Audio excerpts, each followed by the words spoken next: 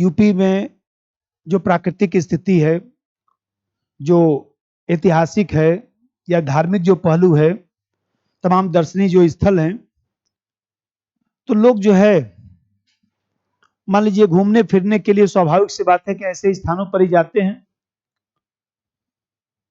तो यूपी में जो है इसकी संभावना ज्यादा है, क्योंकि देखा जाए तो विविधता बहुत ज्यादा है। तो ये जो पर्यटन है वो हम लोग के लिए रोजगार का भी साधन यूपी में है, वो आर्थिक विकास को भी बढ़ावा दे सकता है। इसीलिए उत्तर प्रदेश में पर्यटन की जो संभावना है उसको तलाशने का प्रयास किया जा रहा है। भाई देखिए, तमाम अयोध्या में हुआ, चाहे मान लीजिए बुंदेलखंड में अभी मैं बताऊंगा, चाहे अन्य क्षेत्रों में तमाम हम लोग विकास कर रहे हैं, चाहे पूर्वांचल एक्सप्रेसवे बना, चाहे मान लीजिए अभी जो गढ़मुक्तेश्वर से जो गंगा एक्सप्रेसवे बन रहा है, इलाहाबाद सीधा टच करेगा। तो आप देख रहे हैं कि ये सब जो बनाया जा रहा है वो इसीलिए बनाया जा रहा है क्योंकि यहां से लोग हरिद्वार जा सकते हैं, तो लोग इलाहाबाद भी जा सकते हैं, संगम भी जा सकते हैं। अब कोई मान लीजिए यूपी का व्यक्ति रहने वाला है तो अपना अस्थि कलश लेकर जो है हरिद्वार जाता है, तो उसको बहुत अच्छा थोड़े लगता है, उसका मन करता है कि बनारस चले जाए, अपने क्षेत्र में जाकर अस्थि विसर्जन कर दें। तो कम से कम यहाँ से रोड रोड सही होगा। तो इसीलिए सरकार जो है पर्यटन पर विशेष ध्यान दे रही है। परिचालन भूमिका ले दीजिए। पर्यटन तृतीय क्षेत्र का आर्थिक क्रियाकलाप है। पर्यटन तृतीय क्षेत्र का आर्थिक क्रियाकलाप है। प्राकृतिक, ऐतिहासिक, दर्शनीय स्थलों का भ्रमण करते हैं। वर्तमान में यह उद्योग, रोजगार,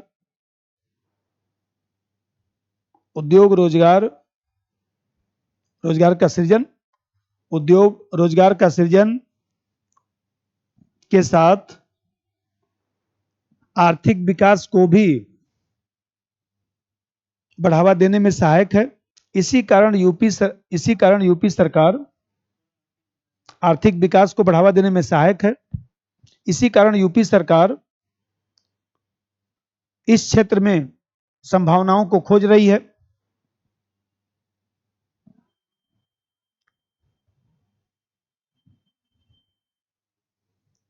अब देखिए इस क्षेत्र में क्या क्या संभावना है उसका एक लिस्ट बना लेना है कि भाई जो पर्यटन है उससे हमारे यहाँ क्या क्या संभावना हो सकता है, ये बताइए।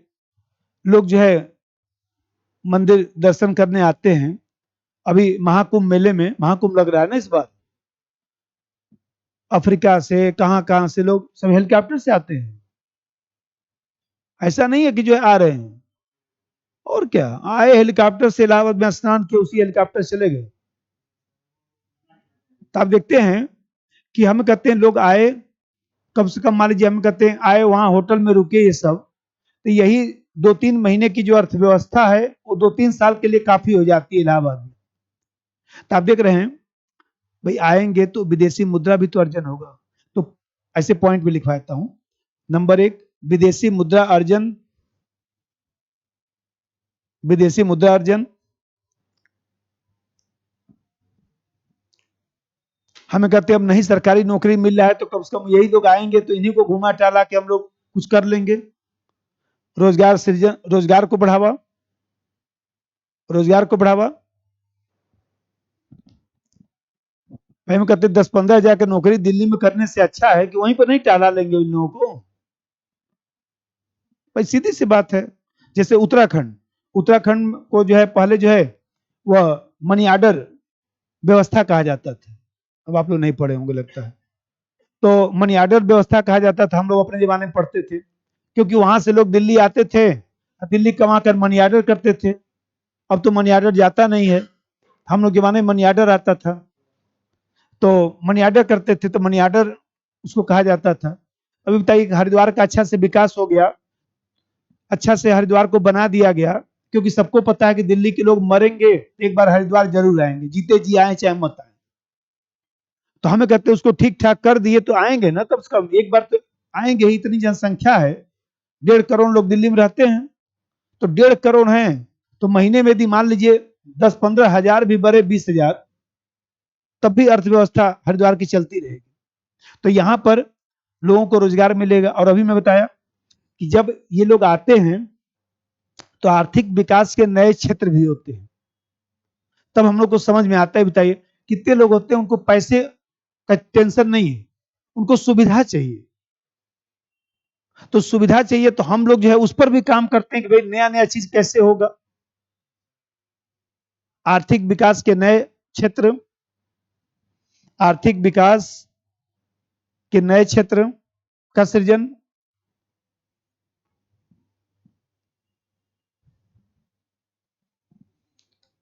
इसे क्या देखिए, ये बताइए लोग आते हैं तो इलाहाबाद के आसपास गांव में भी घूमने जाते हैं। गांव में भी कुछ लोग तो गांव में घूमने जाते हैं, तो हम लोग जो है गांव में, भाई कितने लोग जिससे शहर में रहते हैं तो वो जाकर हेरिटेज में रहना चाहते हैं, होटल होटल में थक गए चुके हैं वो लोग। तो ऐसी दशा में ये बताइए कि गांव में अच्छा अच्छा जो है इस तरह से हेरिटेज बना दिया जाएगा तो वो लोग वहां पर भी रहेंगे, तो ग्रामीण क्षेत्रों की आय में भी वृद्धि होगा। लिख दीजिए ग्रामीण क्षेत्रों की आय में वृद्धि।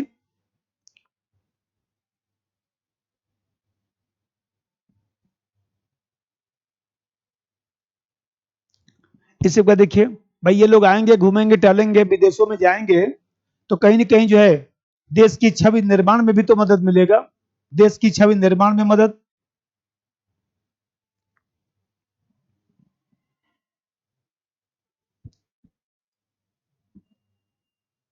फिर आप लोग आईआर में पढ़ते हैं कि सॉफ्ट पावर डिप्लोमेसी को बढ़ावा,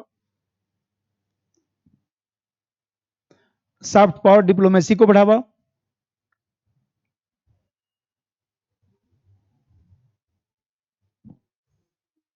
अच्छा भूमिका में एक लाइन लिख दीजिएगा, सरकार ने नवीन उद्योग की संज्ञा दिया है, कहीं साइड में सरकार ने नवीन उद्योग की संज्ञा दिया है, पढ़े होंगे पेपर में आया भी था कि यूपी सरकार ने इसको नवीन उद्योग की संज्ञा दिया है, नवीन उद्योग के रूप में मान्यता दिया है।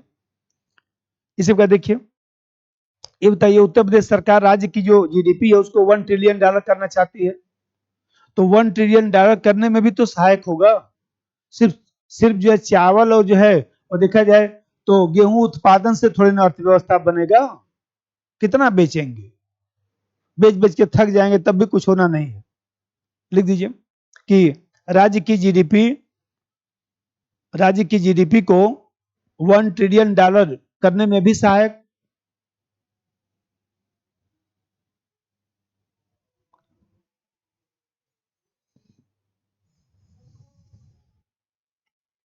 ये बताइए जब ये सब बढ़ेगा तो प्रति व्यक्ति आय भी बढ़ेगा, प्रति व्यक्ति आय में वृद्धि, प्रति व्यक्ति आय में वृद्धि,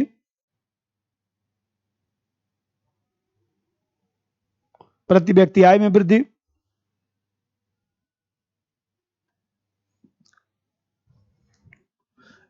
इसी प्रकार देखते हैं कि मान लीजिए हम कहते हैं सभ्यता संस्कृति है, तो सभ्यता संस्कृति का भी तो विस्तार होता है, सभ्यता संस्कृति का विस्तार, सभ्यता संस्कृति का विस्तार।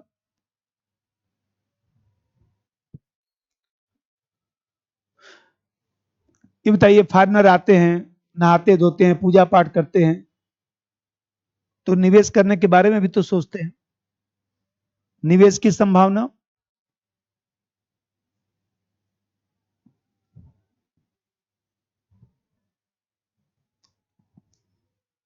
एमएनसीज आब्लिक टीएनसीज को लगाए जाना, एमएनसीज आब्लिक टीएनसीज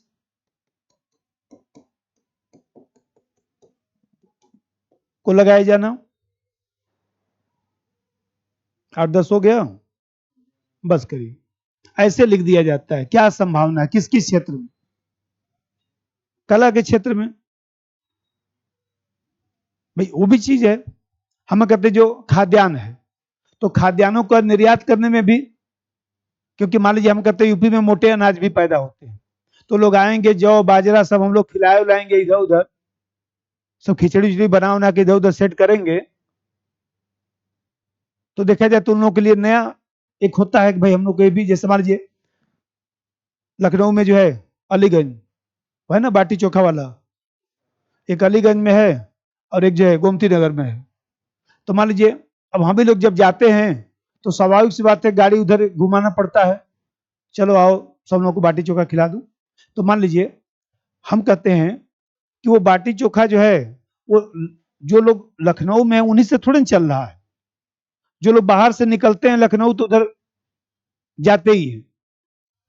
या मान लीजिए दिल्ली में देखिए कनॉट प्लेस में अब सब शुरू हो गया धीरे धीरे, लेकिन वो क्वालिटी नहीं है, उसकी क्वालिटी अलग है। बल्कि उसको हम लोग बोलते हैं तुम यहाँ पर भी अपना खोल डालो सब, ठीक चलेगा। और वो सब ऐसा ही अपना बनाया भी है, सब वैसा माहौल भी बनाया है कि वैसा ही लगता है कि चलो गांव में बैठे हैं बाटी चोखा खा रहे हैं। तो आप देख रहे हैं अब यहां पर जो है सरकार का प्रयास,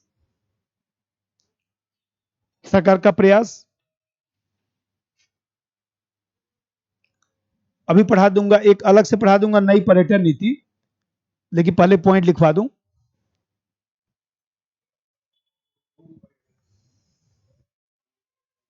हाँ, जैसे नई पर्यटन नीति 2022 की घोषणा वही तो चल रही है। नंबर एक पॉइंट पर लिख दीजिए सरकार का प्रयास। जब पूछेगा कि सरकार ने पर्यटन को बढ़ावा देने के लिए क्या प्रयास किया है तो चुपचाप 10 पॉइंट लिख दीजिएगा। नंबर एक, नई पर्यटन नीति 2022 की घोषणा, नई पर्यटन नीति 2022 को लागू करना, 2022 को लागू करना। इस प्रकार से जैसे अभी हम लोग पढ़ेंगे कि जो पर्यटन जो परिपथ है उसको अलग से लिखवा दूंगा नाम, तो उसको जो है पर्यटन सर्किट कहा जाता है। तो पर्यटन सर्किट का विकास, पर्यटन सर्किट का विकास, पर्यटन सर्किट का विकास,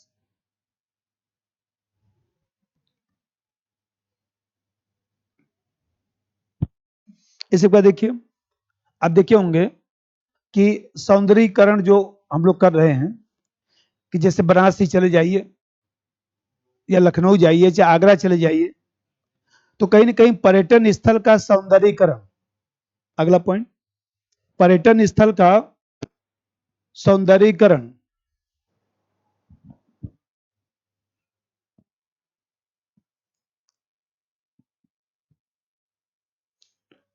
इसी पर देखिए जैसे आप देखते हैं कि स्वदेश दर्शन योजना चलता है यूपी में, तो स्वदेश दर्शन योजना के तहत जो है जो भी स्थल हैं उनका जो है चौमुखी विकास किया जा रहा है कि भाई कोई भी स्थल है तो वहां पर जो है जितनी भी चीजें हो सकती हैं सब तरह का सुविधा हम लोग मुहैया कराएं। अगला पॉइंट, स्वदेश दर्शन योजना के तहत, स्वदेश दर्शन योजना के तहत, स्वदेश दर्शन योजना के तहत स्थलों का चौमुखी विकास करना,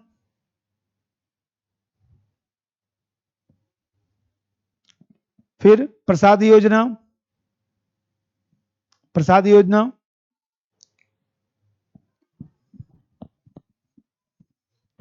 ये बताइए अयोध्या का प्रसाद आपको मंगाना है तो कोई दिक्कत थोड़ी ना है, वेबसाइट पे जाइए दूसरे दिन हाजिर। जैसे है ये गंगा जल वाला भी, हेरिटेज आर्क, हेरिटेज आर्क, तो हमको क्या पता कि हमको यूपी का पढ़ाना पड़ेगा। अब एक लगाव तो भाई देखिए अब यूपी का आदमी है तो लगाव रहता है, और यूपी में मान लीजिए तमाम जगहों पर हम लोग टहले घूमे, एक एक होता है कि भाई एक शादी विवाह होता है, दूसरा शादी विवाह नौकरी से भी होता है, दो तरह का विवाह होता है। तो स्वाभाविक सी बात है जैसे घर पे लगाव है वैसे वो भी स्वाभाविक रूप से लगाव रहा, न चाहते हुए भी व्यक्ति सीख लेता है। कहीं जाएंगे तो कोई मान लीजिए हमें कहते हैं कि कानपुर जाएंगे तो जो ठग्गू का लड्डू है, तो मान लीजिए स्वाभाविक सी बात है कि कोई आया वो वाला लड्डू लेते आते हैं, जाओ लेते आओ। तो हम कहते हैं मान लीजिए, तो आदमी पूछता है ना कि भाई कहां से लड्डू आया, उसका नाम ही तो है ठग्गू का लड्डू, उसका ठग्गू का लड्डू यही उसका नाम है, जबरदस्त लड्डू बनाता है वो। तो आप देखते हैं कि जो हम लोग के यहाँ जैसे, और भी बताता हूं, वर्तमान में अयोध्या दीपोत्सव, प्रयाग का कुंभ आबलिक महाकुंभ मेला, बनारस का होलिका उत्सव, बनारस का होलिका उत्सव, बनारस गंगा महोत्सव, ब्रेड एंड ब्रेकफास्ट योजना, पढ़े होंगे आप लोग सब, ब्रेड एंड ब्रेकफास्ट योजना,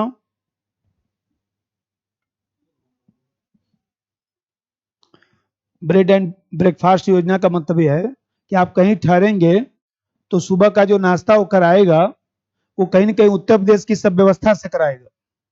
ब्रेकफास्ट योजना उसको कहा जाता है। को सब उस तरह का बना बना के खिलाएगा आपको, उसकी जिम्मेदारी है। अयोध्या में भी होटल में रुकिए तो आजकल शुरू किया गया है, जिससे वहां का जो खान पान है उसके बारे में लोग जान सकें। अब इसी का देखिए, अब जैसे आप देखते हैं कि सरकार कितना होटल बनाएगी, तो ट्रिपल पी के तहत जो है हम लोग इसको बढ़ावा दे रहे हैं। एक पॉइंट और लिख दीजिए अगला, पर्यटन क्षेत्र में ट्रिपल पी मॉडल को प्रोत्साहन,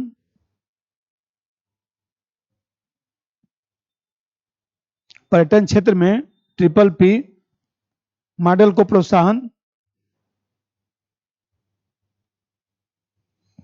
देखिए, हम कहते हैं कि पर्यटन के प्रति लोगों को जागरूक भी किया जा रहा है, विश्व में भी प्रचार किया जा रहा है। महाकुंभ मेले का प्रचार केवल भारत में थोड़े ना है, सब अमेरिका जर्मनी में चल रहा है, तभी तो लोग चलेंगे वहां से। उसके लिए बकायदे जो है शिष्टमंडल उत्तर प्रदेश से गया है प्रचार उचार करने के लिए। लिख दीजिए पर्यटन के, ऐसे लिखिए कि पर्यटन के प्रति लोगों को जागरूक करना, पर्यटन के प्रति लोगों को जागरूक करने का अभियान।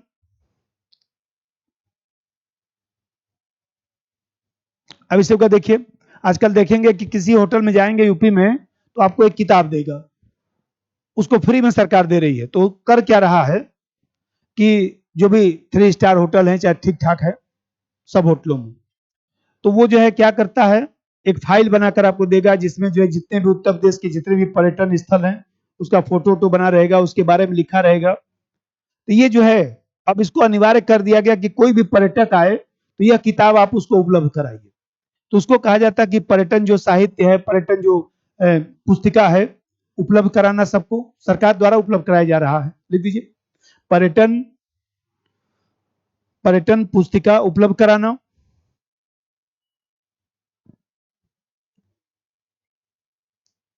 इसी को देखिए, अब देखते हैं कि ट्रिपल पी मॉडल के तहत जो है परिवहन सुविधा, ट्रिपल पी मॉडल के तहत परिवहन सुविधा का विकास।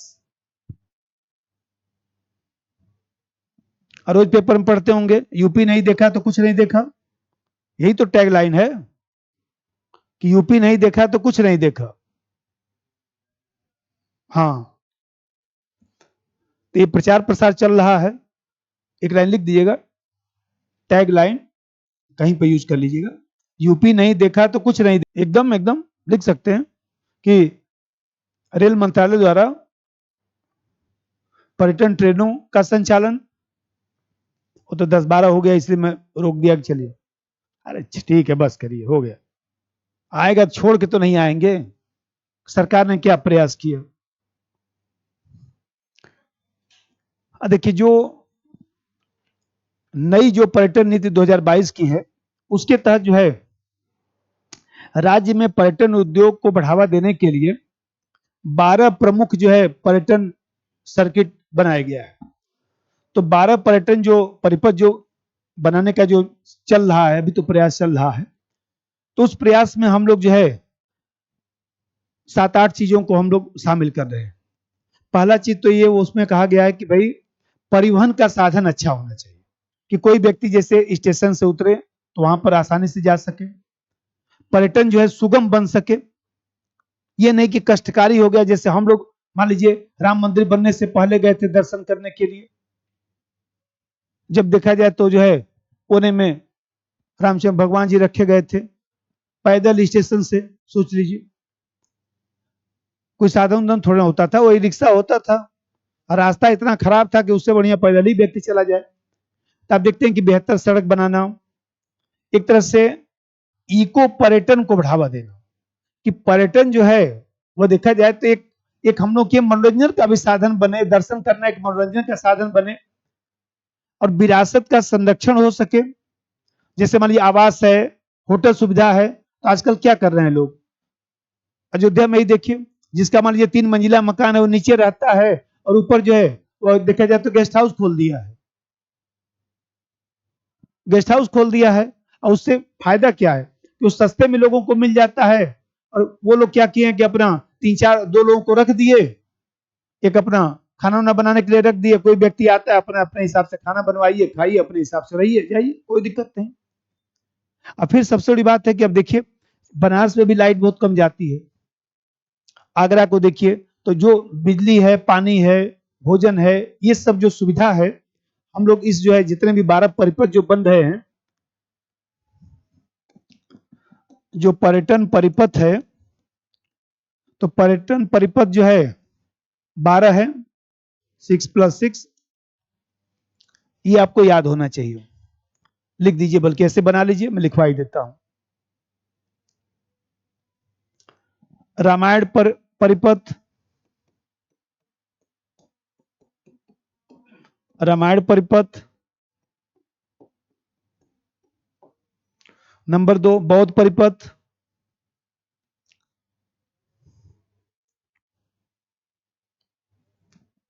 महाभारत परिपथ, बौद्ध परिपथ।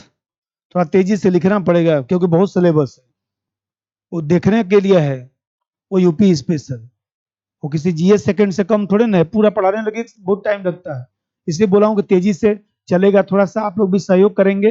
पढ़ाने को तो कामा बिंदी जो लिखा सब पढ़ा दूंगा, लेकिन बस ये कि एक जगह आप लोग भी उसको सकारात्मक लीजिए कि हम तेजी से सब लिखवा देंगे, कि आप लोग को ढूंढने डालने की ज्यादा जरूरत नहीं पड़ेगी, जितने डायमेंशन हो सकते हैं, जैसे पर्यटन है, अब मैंने 2-4 एग्जाम्पल बताया कि जितने डायमेंशन से हम लोग पढ़ सकते हैं उतने डायमेंशन से उसको पढ़ दिया जाए। रामायण परिपथ, बौद्ध परिपथ, महाभारत परिपथ, जैन परिपथ, सूफी परिपथ, आध्यात्मिक परिपथ, आध्यात्मिक परिपथ,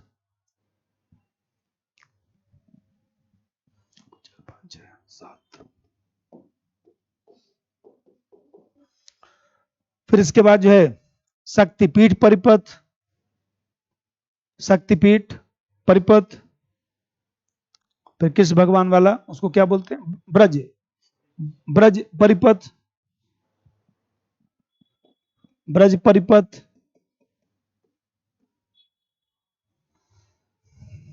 स्वतंत्रता संग्राम परिषद, स्वतंत्रता संग्राम परिपथ,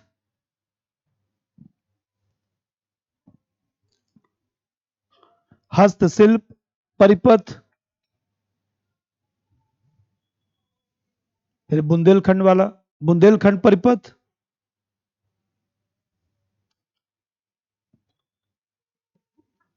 पारिस्थितिकी पारिस्थितिकी परिपथ, पारिस्थितिकी तंत्र परिपथ, पारिस्थितिकी तंत्र परिपथ। तो ये थोड़ा नाम ध्यान रखिएगा। अब इसमें जो है जैसे एक सामान्य सा प्रश्न आता है कि उत्तर प्रदेश में जो पर्यटन है उसके समक्ष क्या क्या चुनौतियां हैं, हेडिंग बनाइए। उत्तर प्रदेश पर्यटन परिपथ नहीं, हाँ उत्तर प्रदेश सरकार का, और इसमें केंद्र सरकार भी सहयोग कर रहा है। हाँ वो तो अलग सिस्टम है, ये तो हम लोग जो है उत्तर प्रदेश और केंद्र सरकार भी इसमें सहायता कर रहा है। ऐसे पूछ दे देगा कि 5 जो है पर्यटन परिपथ के नाम लिखें, तो कम से कम 5 तो लिखा जाएगा। अब भटक भटक के मान लीजिए लिख रहे हैं, पता है लेकिन उल्टा सीधा,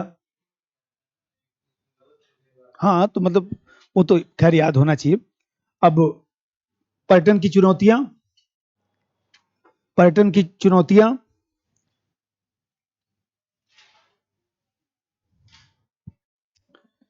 तब देखते हैं कि भाई उत्तर प्रदेश एक समृद्ध जो है ऐतिहासिक सांस्कृतिक विरासत वाला प्रदेश है, तो स्वाभाविक सी बात है कि तमाम जो है काव्यों की रचना हुआ, तमाम तीर्थस्थल हैं, पवित्र नदियां हैं, शहर हैं, प्राचीन शहर हैं।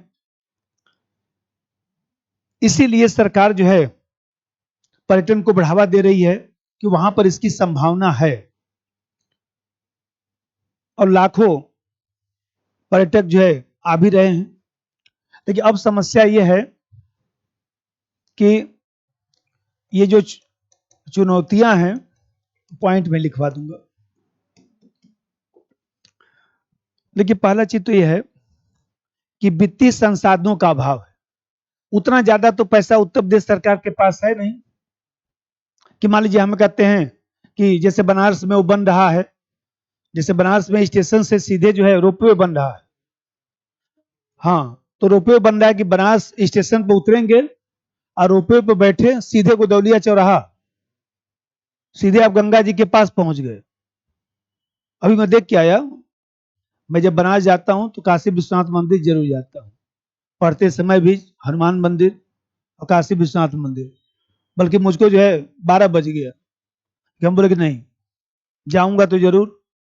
हनुमान जी के यहाँ तो ज्यादा भीड़ होता नहीं, संकट मोचन वहां तो ठीक है, लेकिन यहाँ पर तो होता है। खैर अब व्यवस्था बना दिया गया है कि आराम से दर्शन हो जाए। तो आप देखते हैं कि मान लीजिए सपोज करिए कि यहाँ पर जो है वित्तीय संसाधन नहीं है, नहीं तो हम लोग झांसी में अच्छा से थोड़ा सा बना दिया जो रोपवे, तो बहुत बढ़िया हो जाए। नंबर एक, वित्तीय संसाधनों का अभाव, बुनियादी ढांचे की कमी, बुनियादी ढांचे की कमी,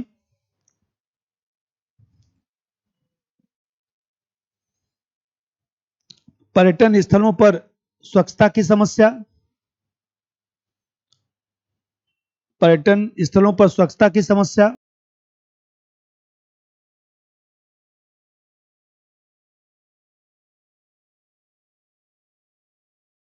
फिर आप देखते हैं कि भाई बहुत ज्यादा कनेक्टिविटी भी तो नहीं हो पा रहा है। अब बुंदेलखंड अब हाईवे अब बना है ना, अब न बना है, 2-3 साल पहले। पहले तो जाने में 8 घंटा 10 घंटा लगता था झांसी। वो जो ग्वालियर वाली जो रोड है वो बहुत अच्छी तो थी नहीं, लोग ट्रेन से ही जाते थे, गाड़ी से जाते भी नहीं थे। तो आप देख रहे हैं कि जो है पर्यटन स्थलों की खराब कनेक्टिविटी, पर्यटन स्थलों की खराब कनेक्टिविटी, उसको क्या बोलेंगे, मतलब परिवहन की समस्या, कनेक्टिविटी परिवहन की समस्या। अब जैसे देखिए, जैसे मान लीजिए हम लोग क्या भारत में लोग जागरूक भी नहीं हो, जैसे उत्तर प्रदेश में भी देखिए तो लोगों में जागरूकता की भी कमी है। वो ये नहीं जानते हैं कि ये हमारे रोजगार का साधन बन सकता है। जैसे मैं छोटा सा एग्जाम्पल बताऊं, जैसे मान लीजिए पिशाच मोचन मंदिर है बनारस में।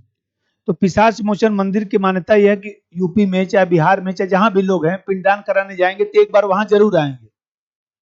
और घर में मान लीजिए किसी का आकस्मिक मृत्यु हो गया, कुछ हो गया, तो पिशाच मोचन में जो है त्रिपिंडी की पूजा होगी जरूर। वो माना जाता है कि करा ही लेना चाहिए। अब मान लीजिए वहां पर जो है देखिए उसी के किनारे इतनी गंदगी। अभी मैं गया था, तो हर 2 साल पे मैं भी करा देता हूँ, चलो भाई भूले भटके कोई भी हो तो मान लीजिए हमें कहते हैं कि इतनी गंदगी है वहां पर, तो मान लीजिए स्वच्छता थोड़ा सा रहता तो थोड़ा सा ठीक लगता। और फिर सबसे बड़ी बात है कि लोग जागरूक भी नहीं है। भाई ये बताइए, कोई अतिथि आया है, कोई मान लीजिए कहीं से आया पर्यटन के लिए, तो आपको उसके साथ अच्छा व्यवहार करना चाहिए, सहयोगी व्यवहार करना चाहिए, तब तो वो फिर दोबारा भी आएगा। एक अगला पॉइंट लिख दीजिएगा कि यूपी के लोगों द्वारा गरिमापूर्ण व्यवहार, गरिमापूर्ण व्यवहार की समस्या,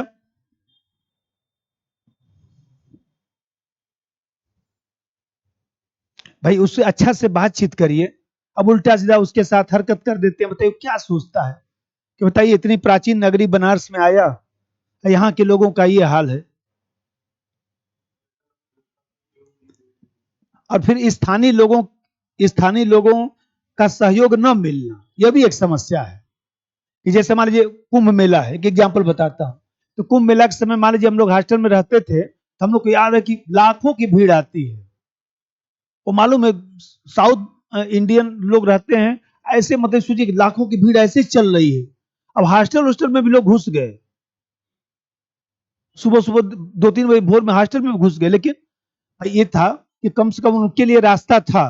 तो कोई एक व्यक्ति को बोल दिया गया कि अरे यार इन लोगों को लेके जाओ उधर, अरे कहीं जाएंगे, इलाहाबाद में ऐसे ही जमुना जी आ रही हैं, ऐसे गंगा जी है, यही तो है, ये इलाहाबाद है, किधर भी जाएंगे तो टकराइबे न करेंगे नदी से, लेके जाओ इधर, 2-4 किलोमीटर चलेंगे तो खुद ही गंगा जी पड़ जाएंगे, जाओ नहवाओ इनको।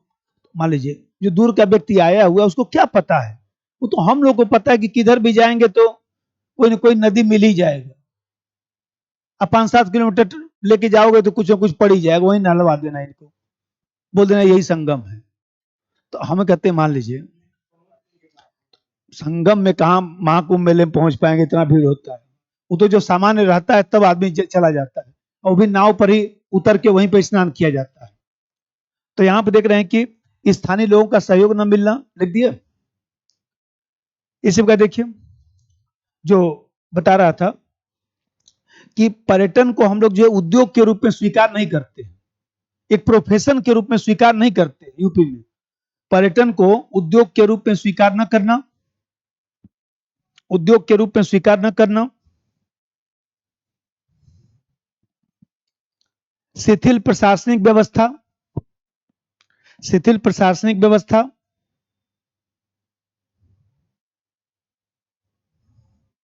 शिथिल प्रशासनिक व्यवस्था,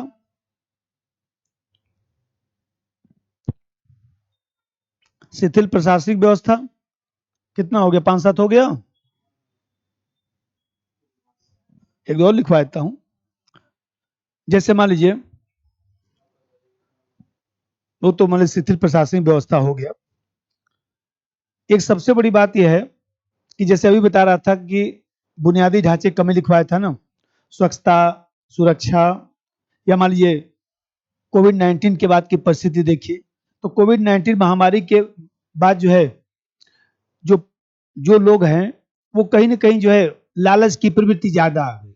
उसके कारण कोई रिक्शा वाला है 100 की जगह 200 मांग रहा है, तो कहीं ना कहीं अनियमितता की समस्या। अगला पॉइंट, कोविड 19 के बाद, कोविड 19 के बाद अनियमितता की समस्या।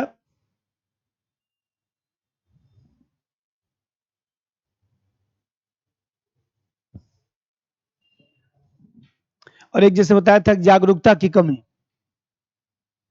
लिखे थे ना, ठीक है बढ़िया। हाँ वो भी लिख दीजिए कि जो है डिजिटलीकरण की समस्या, डिजिटलीकरण की समस्या, डिजिटलीकरण की समस्या।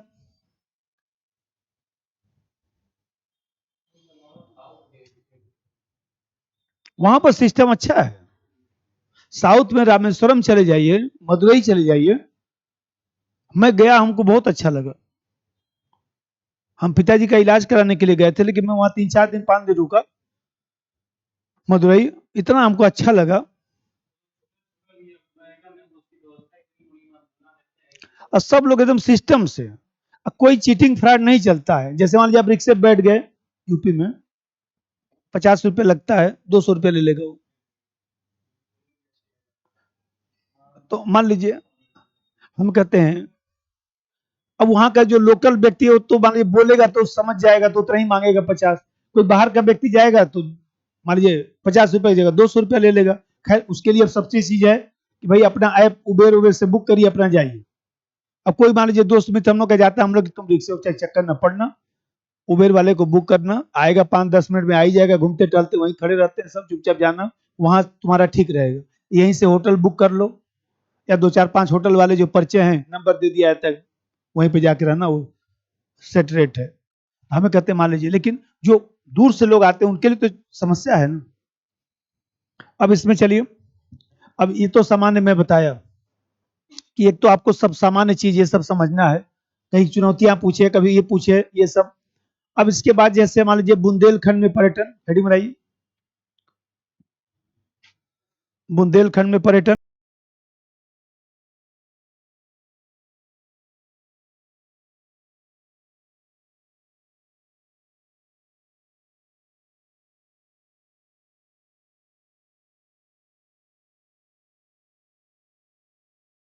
अब थोड़ा सा आप लोग जो है, जो यूपी का मैप है वो थोड़ा सा बनाना सीख उख लीजिए। इससे एक फायदा होगा कि आप लोग यदि मैपिंग जानेंगे, मान लीजिए यदि आप लोग मैपिंग जानेंगे तो ये आप लोगों के लिए जो है देखा जाए तो ये ठीक रहेगा। मान लीजिए कि उससे क्या होगा कि आप लोगों को दिखाने में सुविधा रहेगी। जैसे मान लीजिए बुंदेलखंड का है, तो बुंदेलखंड में जो है ये वाला जो बेल्ट है, यही वाला तो बेल्ट है। अब यहाँ पर क्या क्या चीज कहाँ कहाँ पड़ता है, तो जैसे मान लीजिए ये झांसी है। अब हमको तो बहुत ज्यादा मैप उप नहीं आता भाई। जैसे झांसी है, मान लीजिए झांसी के नीचे जो है इधर ललितपुर आता है, इसमें ललितपुर है। हाँ, मतलब जैसे मान लीजिए महोबा जो है इस साइड में पड़ेगा, इसके यहाँ महोबा पड़ेगा। हम लोग तो मान लीजिए आते जाते हैं तो लेफ्ट में है कि राइट में है, उससे अंदाजा लगा लेते हैं। जैसे उसके ऊपर बिठूर वाला बेल्ट पड़ता है, यहाँ पर जो है बिठूर वाला बेल्ट पड़ेगा, बिठूर पड़ेगा। तो ऐसे आप लोग क्या करेंगे कि थोड़ा सा जैसे कलिंजर, उसके नीचे जो बिठूर के नीचे कलिंजर वाला बेल्ट पड़ता है, फिर उसके नीचे चित्रकूट पड़ता है। ये जो महोबा के ऊपर, महोबा के ऊपर चित्रकूट पड़ता है। ऐसे मैप में बना लीजिएगा, जगह छोड़िए। अब देखिए, अब आप लोगों को क्या करना है, अरे किसी का मैप उठाएंगे तो होगा। अब इसके बाद आप लोगों को क्या करना है कि जैसे चित्रकूट है, तो हर जो जो वहां पर जो है पर्यटन स्थल है वो आप लोगों को याद करना पड़ेगा। जैसे चित्रकूट है, मैं कुछ लिखवा देता हूं। चित्रकूट इसके सामने लिखिए, पहले तो जगह छोड़ दिए, मैप बना दीजिएगा। और उसके जो प्रमुख स्थल है चित्रकूट के सामने लिख दीजिए भगवान राम का वनवास स्थल, वहीं पर तो है भगवान राम का वनवास स्थल।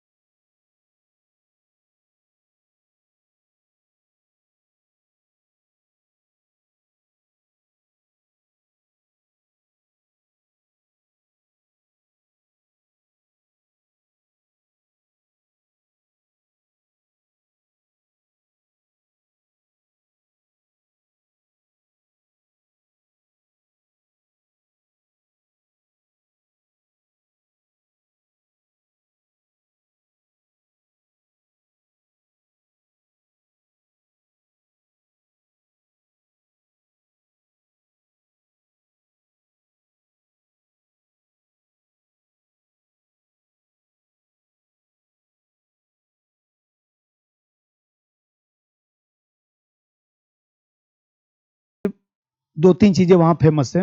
एक कामंतगिरी पर्वत है, कामंतगिरी पर्वत। हाँ, चक्कर ये घूम लेते तो याद ही हो जाता, लेकिन अब घूमेंगे कि परीक्षा देंगे। हनुमान धारा, दो चार जो महत्वपूर्ण है वो आपको ध्यान होना चाहिए। झांसी,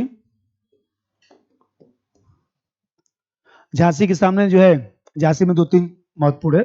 एक तो लक्ष्मीबाई का किला, रानी लक्ष्मीबाई का किला। फिर जो उसके बगल में झील है, झील वाला जो बेल्ट है,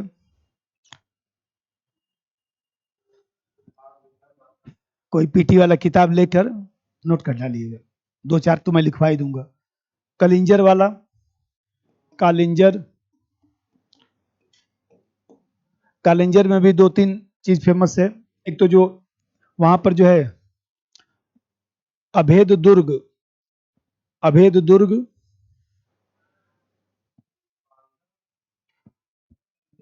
हाँ वही वाला है, अभेद दुर्ग, नीलकंठ मंदिर,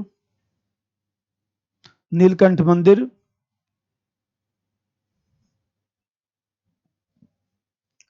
महोबा में चलिए। अब मालूम है 1 साल तो पेपर एकदम आसान पूछा है, अभी पूछा था ना पर्यटन वाला क्वेश्चन, पढ़ दीजिए, इसी साल पूछा था पर्यटन नीति, कुछ है थोड़े ना क्वेश्चन में। अब तो खुराफात शुरू होगा,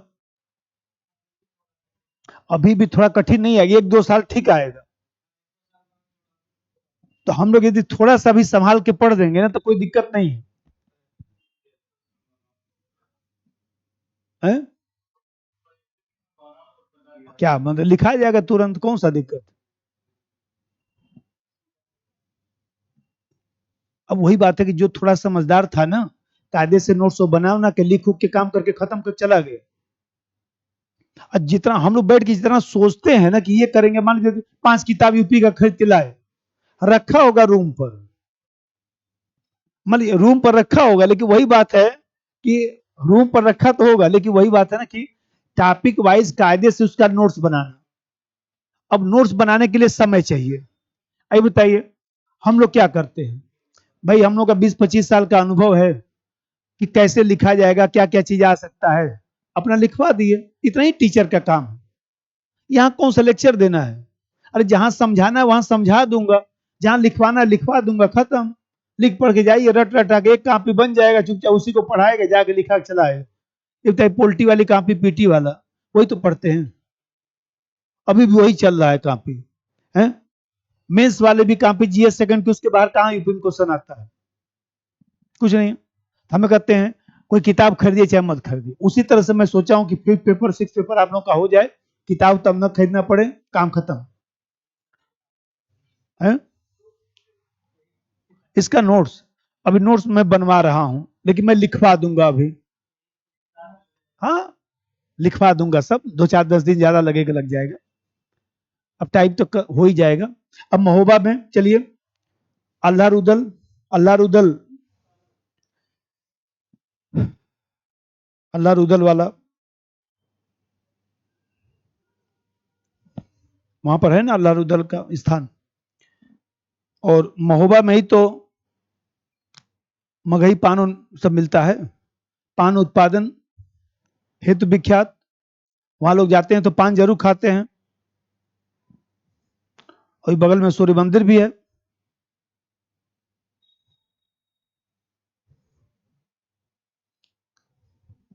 बिठूर, बिठूर के सामने लिख दीजिए नाना साहब का महल, अरे वही 1857 की क्रांति वाले नाना साहब का महल। ललितपुर, अब जैसे मान लीजिए ये सब एग्जाम्पल लिखाएगा, उसका फोटो वोटो बनेगा। अब मान लीजिए चुनौतियां पूछेगा तो चुनौती वहां से लिख दीजिएगा। और 4 लाइन का जो मूल्यांकन लिखना है वो सुन लीजिए, भाई ये सब जो विवरण है, इसका मतलब कि जो बुंदेलखंड जो पर्यटन जो सर्किट है, वहां पर जो सांस्कृतिक ऐतिहासिक ये सब धरोहरें हैं। तो ऐसी स्थिति में जो है यहाँ का जो अलग लोकगीत है, लोक नृत्य है, त्योहार है, तो ये जो सांस्कृतिक जो इसका महत्व है, इसी के कारण बुंदेलखंड को जो है विशेष महत्व दिया जाता है। लिखिए मैं लिखवा देता हूं, उपरोक्त विवरण से स्पष्ट है कि, उपरोक्त विवरण से स्पष्ट है कि बुंदेलखंड पर्यटन सर्किट,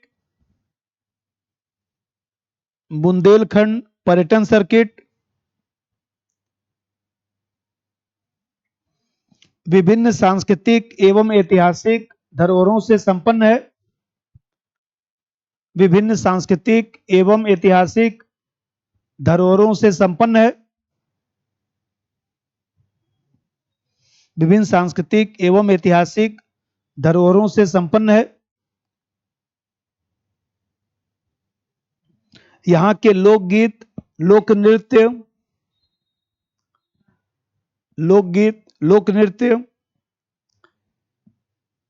तथा त्योहार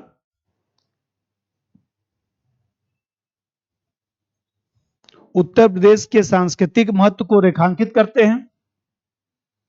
उत्तर प्रदेश के सांस्कृतिक महत्व को रेखांकित करते हैं।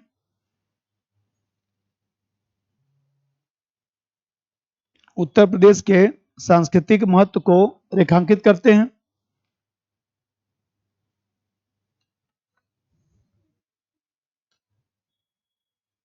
उत्तर प्रदेश के सांस्कृतिक महत्व को रेखांकित करते हैं। बोलिए। 4-5 साल पहले पूछा होगा, 3 साल पहले, उसी समय आया था हेरिटेज आर्क। 2021 में पूछा होगा शायद, है? हाँ तो मैं तो कह ही रहा हूँ 21 में आया था। इतना तो हमको आइडिया कि कौन सा पॉलिसी कब आया यूपी में। तो जैसे अभी नया पर्यटन नीति आया है ना 2022 का, उसी तरह से 21 में जो है पर्यटन आर्क करके आया था। हाँ, तो वो जो आया था तो इसलिए वो पूछा था। अब मान लीजिए हम लोग क्या करेंगे कि नई जो पर्यटन नीति है उसमें क्या क्या चीजें अलग से पढ़ा दूंगा। तो ये भी ध्यान रखना है कि कोई यदि पॉलिसी उत्तर प्रदेश सरकार की है तो हम लोग को पढ़ लेना है, क्योंकि हम लोग क्या एक सिलेबस में पॉइंट लिखा है समसामयिक घटनाएं, तो उसमें तो सब आ गया। तो जहां जाए जिस टॉपिक में जो होगा जोड़ जोड़ के हम लोग लिखवा देंगे। अब हेडिंग बनाइए, कृषि एवं ग्रामीण पर्यटन। कृषि एवं ग्रामीण पर्यटन। कृषि एवं ग्रामीण पर्यटन।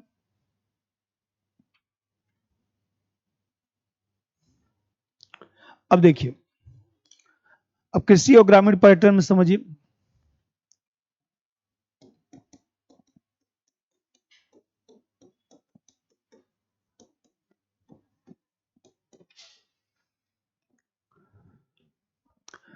सबसे पहले 4 लाइन समझिए कि भाई उत्तर प्रदेश में जो कृषि क्षेत्र है उपजाऊ भूमि वाला, वो मेरे समझ से दूसरा स्थान रखता है ना। उपजाऊ जो भूमि है पहला स्थान है, तो उपजाऊ जो भूमि है उसमें पहला स्थान रखता है। एक बार देख लीजिएगा मैप से, आप लोग जो भी पढ़ते हैं तो हमको ध्यान नहीं आ रहा है। उपजाऊ भूमि, हाँ। पंजाब छोटा सा स्टेट है कि उतना तो हम अंदाजा लगा ही लेते हैं किसमें कितना होगा, क्योंकि नगरीकरण के कारण हो सकता है कि कम हुआ हो, वो दूसरा चीज है। तो भारत में देखते हैं कि ग्रामीण जो पर्यटन है, तो ग्रामीण पर्यटन के लिए 2002 में जो है जो 10वीं पंचवर्षीय योजना थी उसी में जो है नीति बनाई गई थी। तो जो 2002 में जो 10वीं पंचवर्षीय योजना में नीति बनाई गई थी, तो उत्तर प्रदेश में सर्वाधिक गांव है, सबसे ज्यादा गांव उत्तर प्रदेश में है। तो सबसे ज्यादा गांव है तो इसके कारण ग्रामीण पर्यटन की संभावना उत्तर प्रदेश में ज्यादा है। और गांवों की विशेष संस्कृति, रहन सहन, खान पान, इन सब चीजों के कारण भी जो है जो ग्रामीण पर्यटन है उसकी संभावना जो है ज्यादा दिखाई देती है। अब देखिए इसमें 2 चीजें हैं। एक तो इसमें जो है जैसे मान लीजिए अभी आएगा तो पूरा 150 शब्द का प्रश्न आएगा, तो जैसे 150 शब्द का आया तो पहले तो एक भूमिका आप लिख देंगे। अब भूमिका लिखने के बाद जो है जो ग्रामीण जो पर्यटन है तो यूपी में जो है क्या उसकी संभावना है, संभावना क्या है, ग्रामीण पर्यटन की संभावना क्या है, और सरकार ने इसके लिए क्या प्रयास किया है। सरकार के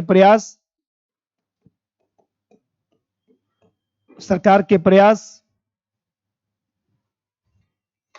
हम लोग के समय में हिंदी माध्यम में रिजल्ट ज्यादा होता था, उसका कारण यही था कि हम लोग क्या करते थे, कायदे से सबका नोट्स बना लेते थे, चुपचाप उसको नोट्स बना के पीटी कोई समस्या रहता नहीं था, इतना पढ़ दिया जाता था क्या मजा ले जाए, अब आजकल तो बच्चा लोगों को टेक्स्ट बुक में पढ़ते देखता ही नहीं, गाइड पढ़ते हैं सब, गाइड पढ़ते, गाइड से नहीं कंसेप्ट बनेगा। या तो एनसीईआरटी पढ़िए, एनसीईआरटी तो खैर जरूरी है ही है, उसके बाद कुछ टेक्स्ट बुक पढ़िए। जो नया नया बच्चा लोग बीए में पढ़ रहा है उनको तो मैं यही सलाह देता हूँ कि जाओ ग्रोवर की किताब खरीद के लाओ, आधुनिक भारत का, चुपचाप पढ़ो। ये ज्यादा जो है गाइड के चक्कर मत पढ़ो, कोई गाइड मत करो, पहले तुम पढ़ो, वो किताब लेके आओ, वही पढ़ पढ़ डालो। क्योंकि जब एक बार वो पढ़ लेगा, पूरा कंसेप्ट बन जाएगा, फिर गाइड अच्छा से उसको समझ में आएगा। शुरू में ही गाइड पढ़वा देंगे तो फिर उसका कंसेप्ट ही नहीं बनेगा, क्योंकि उसमें शिक्षा व्यवस्था का अलग टॉपिक है, तो पूरा पढ़ेगा तो मेंस भी तैयार होगा, एक कंसेप्ट बनेगा, फिर पीटी में भी दिक्कत नहीं आएगा। अब हम लोग के पास तो उतना टाइम है नहीं, तो हम लोग क्या करते थे, चुपचाप सिलेबस लेते थे, एक लाइन से नोट्स बनाते थे और चुपचाप जाके लिखाता था। अब आजकल वो परंपरा खत्म हो गया, वो आ गया क्या, वो पीपीटी वाला आ गया सब सिस्टम। पीपीटी आ गया, उसी को पीपीटी को देख देख के हम लोग बोल रहे हैं, देखिए ये देखिए वो, अरे क्या देखिए भाई, हमें कहते हैं जैसे बोल बोल के हम लोग लिखवा रहे हैं, मान लीजिए, ठीक, ये तो सिस्टम ठीक। अब पीपीटी आपको मैं भेज दिया, अच्छा ये बताइए ईमानदारी से, जितना पीपीटी आप रखे होंगे आपने नोट किया कॉपी में?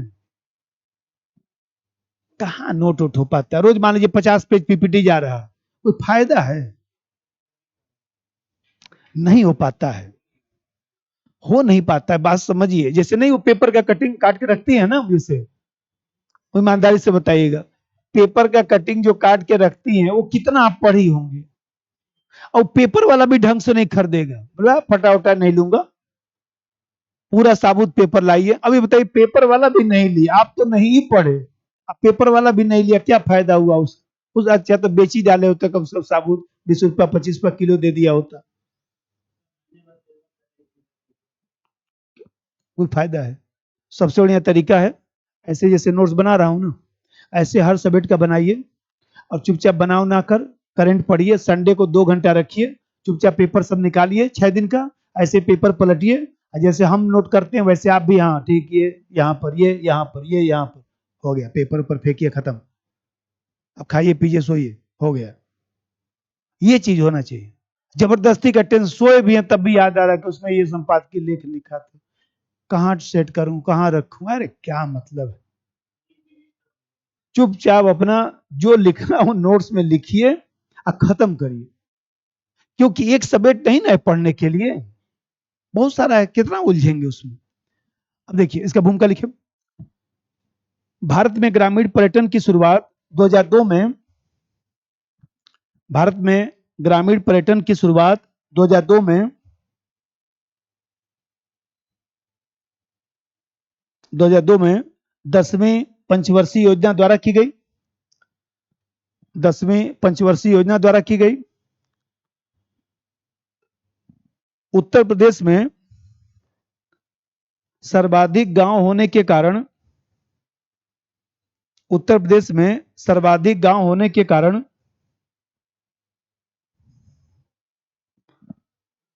ग्रामीण पर्यटन की संभावना, ग्रामीण पर्यटन की संभावना ज्यादा है, ग्रामीण पर्यटन की संभावना ज्यादा है।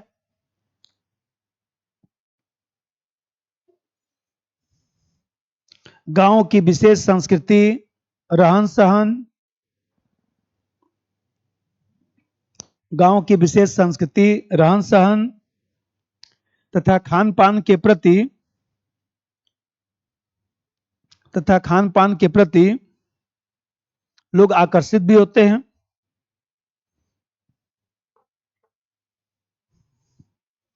इसी संदर्भ में, इसी संदर्भ में ग्रामीण पर्यटन को यूपी में देखा जा रहा है, ऐसे चल रहे भूमिका लिखाएगा। अब उसके बाद जो है पर्यटन की क्या क्या वहां संभावना है, तो देखिए हमें कहते हैं गौ पालन, भाई हमें कहते हैं कि कृषि और ग्रामीण पर्यटन में गौ पालन, तो गौ पालन का मतलब कितने लोग बेचारे जो है, और देखा जाए तो गाय की सेवा करने के लिए विदेशों से आते हैं। अब गाय को अच्छा से रख होक दिया जाए, उनको लगा दिया जाए, चलिए सेवा करवा देते हैं गाय की आपसे, तो हम कहते हैं कि अच्छा से गाय साफ सुथरा रहेगी, बढ़िया जगह रहेगी तब ना उससे वाह करेंगे। अब आप सोचते हैं कि गाय जो है वो बरदौल में रहे, जाके उसमें सेवा करेंगे। आए हैं अमेरिका से बरदौल में सेवा करने के लिए, मच्छर उच्छर काट लेगा मर जाएंगे दूसरे दिन। एसी उसी लगा रहेगा तब ना। नंबर 1 गौ पालन, पॉइंट लिखवा देता हूं, गौ पालन। इसी प्रकार से जो है हस्तशिल्प, शिल्पकारी, ऑर्गेनिक कृषि, जैविक कृषि, हथकरघा, हथकरघा उद्योग, जैसे मान लीजिए शुद्ध भोजन,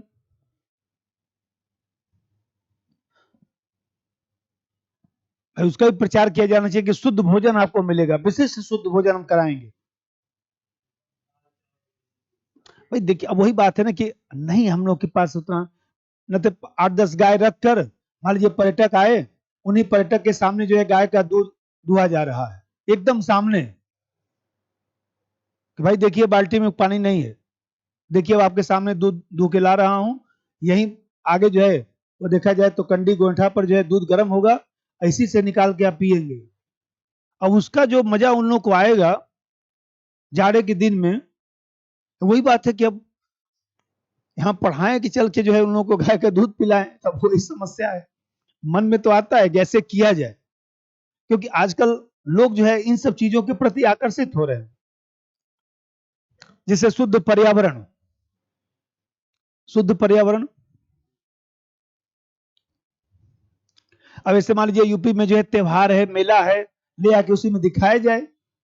रावण वावण का सब होता है ना सब, और नाथ जी का मेला जो देखिए लगता है बहुत प्राचीन काल का है। हम लोग के यहाँ बलिया में जो नाथ जी का मेला है बहुत, उसका पता नहीं कब से मेला लग रहा है, अब तो खैर काफी कम हो गया, लेकिन हम लोग जमाने में बहुत सारा लोग दूर दूर से आता था। तो जो त्योहार मेला लगता है, जैसे मान लीजिए लौरा बीर में जो है नककटैया होती है, चाहे तमाम जो चीजें हो चलती हैं, तो वो सब परंपराएं चलती हैं। तो त्योहार मेला हो गया, विशिष्ट संस्कृति एवं सभ्यता, विशिष्ट संस्कृति से परिचित कराना, परिचय कराना, कृषि विविधता, कृषि विविधता का दर्शन। भाई दिल्ली में जो स्कूल में बच्चा लोग पढ़ता है ना, उनको ले आके दिखाया जाता है कि देखो ये गेहूं है, देखो ये जो है वो धान है। हमारा जो बच्चा एक दिन बोला कि पापा वो लोग हमको ले जाएंगे वहां, जो है हम लोग, तो क्या जाओगे गांव में क्या चीज देखोगे? बोले वही जो हम लोग गांव में जाकर जो है देखते थे, वो जो धान उन तुम सब दिखाए, वही देखने जाएंगे। तब जाने का मन है, बोले हमको तो ऐसे पता है। तो मान लीजिए हमें कहते 2-4 महीने पहले गांव जाते रहते थे, सब इन लोग को पता चल गया ना कि गन्ने का खेत है, ये गन्ना है, तो ये है वो है, तो उसको गन्ना उन्ना चूसने सिखा उखा दिया, पता चल कहीं जाएंगे गन्ना भी चूसने नहीं आता, मुंह सब फट उठ गया इधर उधर, तो बताइए वो भी तो अच्छा नहीं लगेगा। कितना 8-10 पॉइंट हुआ। अब चलिए सरकार के प्रयास, ऐसे ही सब लिख पढ़ के तैयार कर लेना है। देखिए हम कहते हैं किसी को कहने की जरूरत क्या है, जैसे हमारे कोई अब बड़े कोचिंग में लोग पढ़ रहे हैं 5th और 6th पेपर गहनता से विस्तृत अध्ययन कर रहे हैं, करने दीजिए। हम तो सब मान लीजिए हमारे पास भी फोन आया तक सर, हम लोग नहीं, आप बड़े कोचिंग में कायदे से पढ़िए, हम लोग तो अपना छोटा मोटा ऐसे कुछ पढ़ाते हैं, गहन अध्ययन कर लीजिए, करके 2 साल बाद आइएगा। कहीं कुछ देख रहे हैं पढ़ाई हो रहा है, पढ़ाई लिखाई छोड़ के बाकी सब, पढ़ाई लिखाई छोड़ के सब हो रहा है, तो कैसे हिंदी माध्यम तो बेचारा, एक तो हिंदी माध्यम का एक तो बेस क्लियर नहीं है, पहली समस्या आ गई, और दूसरी समस्या है कि हम लोग भी नहीं पढ़ा रहे हैं, तो दोनों चीज से वो मारा जा रहा है। पहले क्या होता था, एकदम गांव का बच्चा आता था, बस उसमें एक ही चीज होता था कि वो स्वस्थ होता था, स्वस्थ होता था, दूसरी तरफ उसके अंदर जुनून होता था, मुझे पढ़ना है, बनना है। अब भयंकर तरीके से हम लोग पढ़ाते थे और बच्चा बनता था। अब आजकल वो जुनून से आया तो, लेकिन भटक गया ये मुखर्जी नगर में, ऐसा भटक गया कि फिर वो निकल ही नहीं पा रहा। आया था तैयारी करने के लिए, सब बेकार हो गया मामला, ये भी भटक रहे हैं।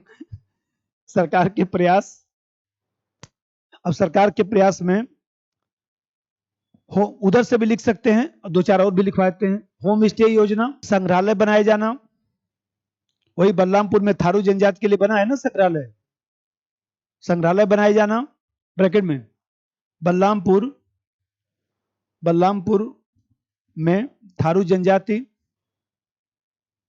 के लिए बनाया गया है। अब देखिए यहां पर मान लीजिए पूछा कि कृषि और ग्रामीण पर्यटन के लिए, तो जो अभी आपसे बता रहा था नई पर्यटन नीति 2022 वाली, उसमें से विषय वस्तु लाके लिख दीजिएगा, छोटा सा पॉइंट लिख दीजिए, नई पर्यटन नीति 2022 की विषय वस्तु, नई पर्यटन नीति 2022 की विषय वस्तु, वो कर सकते हैं, वो लिख सकते हैं, वो लिख सकते हैं।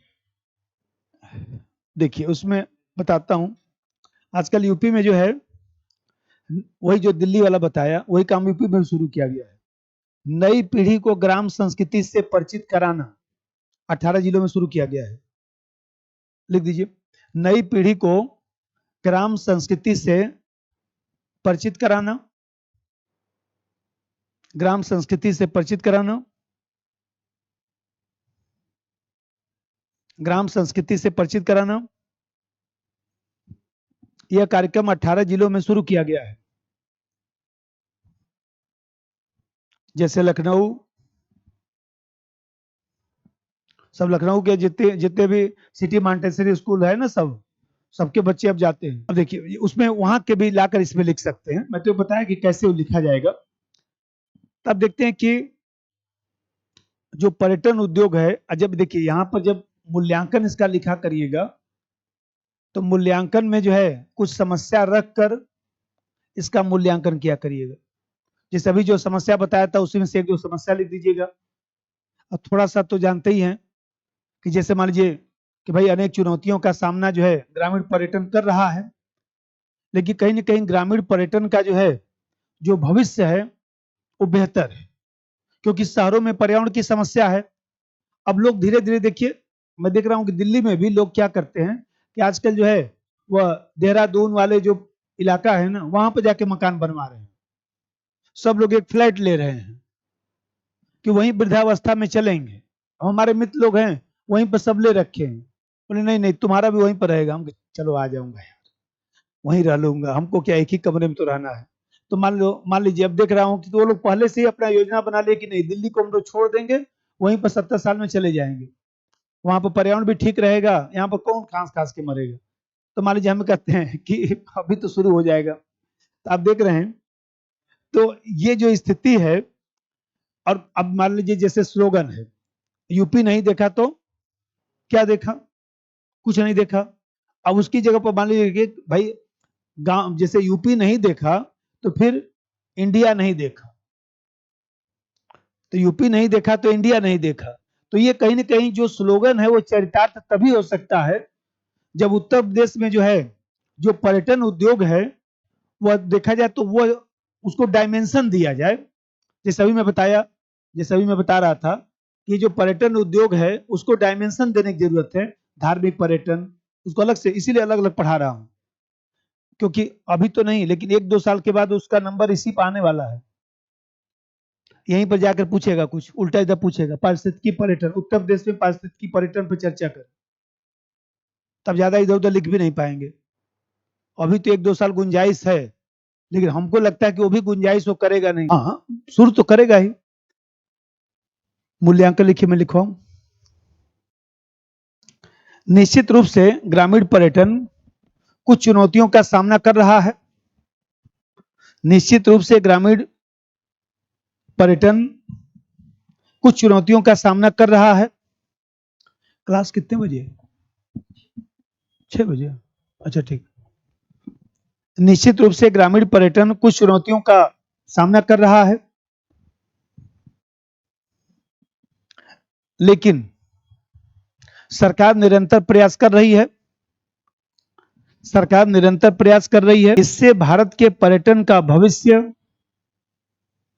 इससे भारत के पर्यटन का भविष्य और बेहतर होगा। इससे, हाँ यूपी लिखिए, इससे यूपी के पर्यटन का भविष्य और बेहतर होगा, जो भविष्य में भारत के पर्यटन उद्योग को बढ़ावा देगा। वही जो स्लोगन बताया था, यूपी नहीं देखा तो इंडिया